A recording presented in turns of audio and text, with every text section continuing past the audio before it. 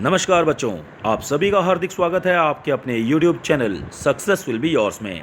और बच्चों, आज की इस क्लास में हम 10वीं क्लास के सब्जेक्ट विज्ञान के पार्ट नंबर 6 जैव प्रक्रम के मल्टीपल चॉइस क्वेश्चंस अर्थात MCQ टाइप क्वेश्चंस की प्रैक्टिस करेंगे इस पार्ट 3 में।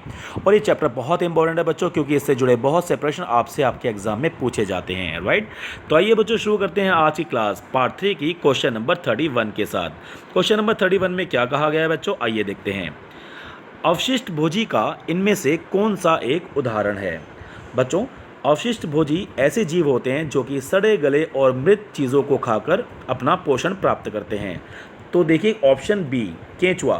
केंचुआ एक अवशिष्ट भोजी का ही उदाहरण है, क्योंकि केंचुआ सड़े गले और मृत भोज को खाकर अपना पोषण प्राप्त करता है। तो ऑप्शन बी, केंचुआ इज द राइट आंसर।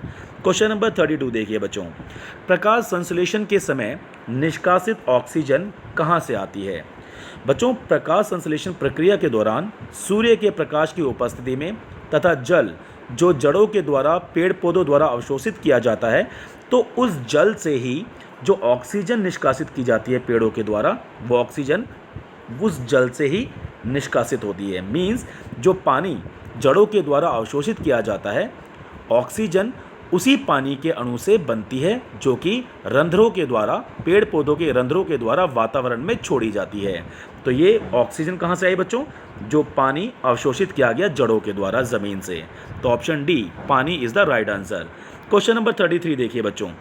पुराने जड़ों में मूल रोमों का अभाव होता है, फिर ये श्वसन के लिए गैसों का आदान प्रदान कैसे करते हैं। बच्चों, पेड़ पौधों की जड़ों में मूल रोम होते हैं और मूल रोम जड़ों की बाहरी त्वचाओं पर उपस्थित होते हैं, जिसके द्वारा जड़ों के द्वारा जल तथा गैसों का आदान प्रदान होता है। परंतु जो पुराने पेड़ होते हैं, पुराने पेड़ पौधे, उनकी जड़ों में ये मूल रोम नहीं होते। वहाँ पर होते हैं बच्चों वातरंध्र। वातरंध्र असल में तने तथा जड़ों पर उभरे हुए छोटे छोटे छिद्र या फिर रंध्र होते हैं, जिनके द्वारा गैसों का आदान प्रदान होता है। तो ऑप्शन बी, वातरंध्र, ये बिल्कुल सही आंसर है इस क्वेश्चन का। तो option B is the right answer. Question number 34 देखिए बच्चों। मूल रोमों के द्वारा जल का अवशोषण किस विधि के द्वारा होता है। जैसा कि अभी आपको मैंने बताया बच्चों कि पेड़ पौधों की जड़ों में मूल रोम उपस्थित होते हैं, जिसके द्वारा जल का अवशोषण होता है तथा गैसों का आदान प्रदान होता है। तो बच्चों, विसरण और परासरण ये दोनों ऐसी विधियां हैं जिसके द्वारा जल का अवशोषण मूल रोमों के द्वारा किया जाता है।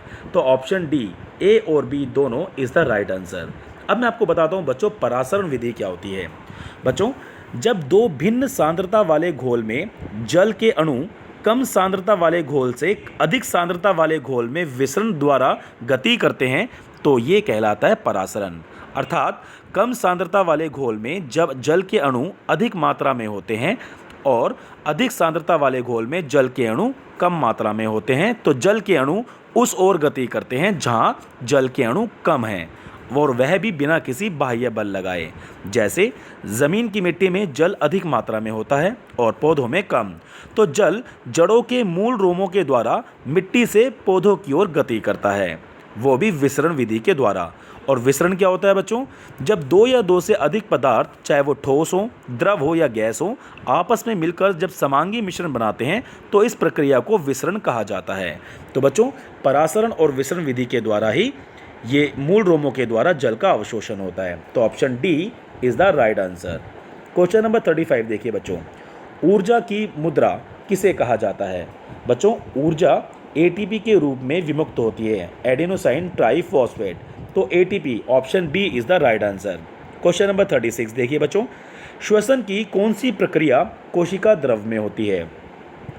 बच्चों, आपको मैंने पहले भी बताया था कि जो खाना हम खाते हैं, श्वसन के दौरान वह ग्लूकोज में विखंडित होता है। उसके बाद क्या होता है बच्चों, कोशिका द्रव।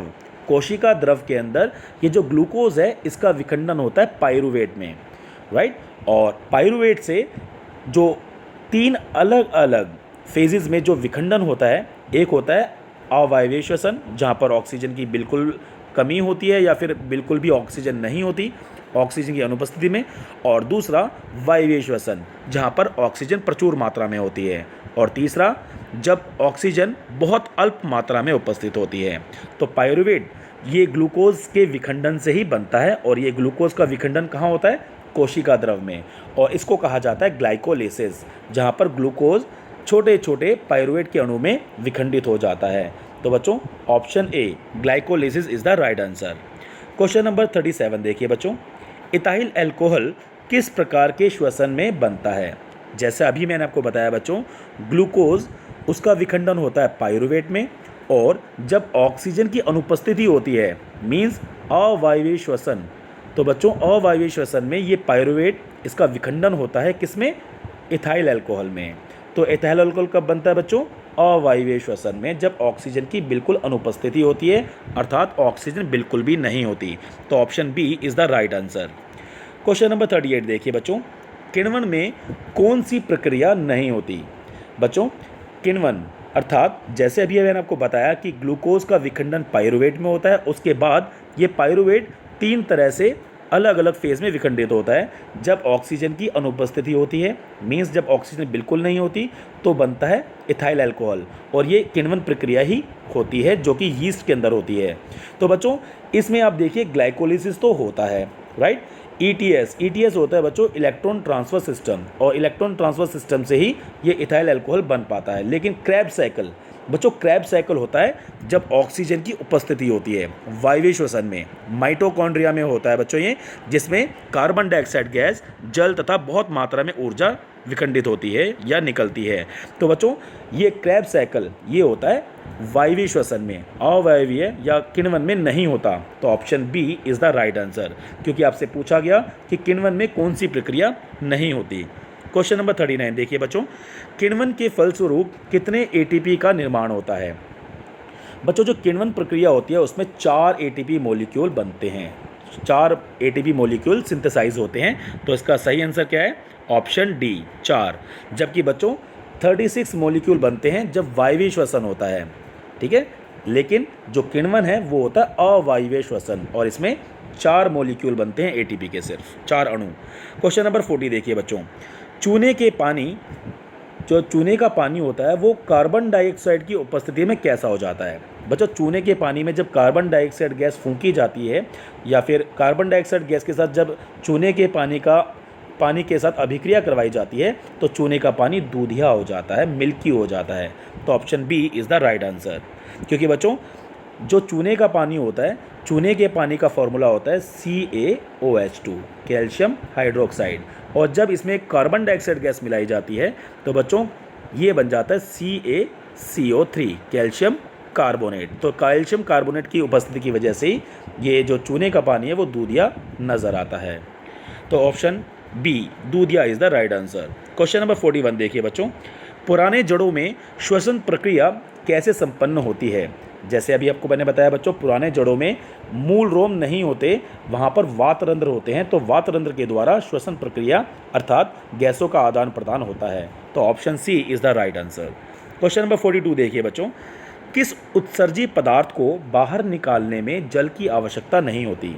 बच्चों यूरिक अम्ल, हमारे शरीर में जब यूरिक अम्ल बनता है तो वो हमारे रक्त में मिल जाता है। तो यूरिक अम्ल हमारे शरीर से जल के द्वारा बाहर नहीं निकल पाता। तो ऑप्शन सी यूरिक अम्ल इज़ द राइट आंसर। जबकि हमारे शरीर में अमोनिया और यूरिया मूत्र के द्वारा बाहर निकाल दिए जाते हैं, परंतु यूरिक अम्ल हमारे शरीर के रक्त में घुल मिल जाता है। तो बच्चों option C is the right answer. Question number 43 देखिए बच्चों, पौधों में आवश्यकता से अधिक जल किस प्रक्रिया के द्वारा बाहर निकाल दिया जाता है? बच्चों जब पेड़ पौधों में जल की मात्रा बहुत अधिक हो जाती है तो पत्तियों में जो छोटे छोटे रंध्र होते हैं, जो छिद्र होते हैं, उनके द्वारा वाष्पोत्सर्जन प्रक्रिया के द्वारा वो अधिक मात्रा वाला जल बाहर निकाल दिया जाता है रंध्र के द्वारा, राइट। तो option B is the right answer. Question number 44 देखिए बच्चों, टैनिन मुख्यतः कहाँ जमा होता है? बच्चों टैनिन एक तरह से उत्सर्जन जब पेड़ पौधे करते हैं तो अपने छाल के द्वारा, मतलब जो तना होता है पेड़ का, उसकी छाल के द्वारा ये टैनिन उस पेड़ से बाहर निकाला जाता है। तो वृक्ष की छाल, यहाँ पर ये टैनिन मुख्यतः जमा होता है। तो option A is the right answer. Question number 45 देखिए बच्चों, बबूल के पौधों से मुख्यतः कौन सा उत्सर्जी पदार्थ निकलता है? बच्चों बबूल के पेड़ से हमेशा गोंद निकलता है।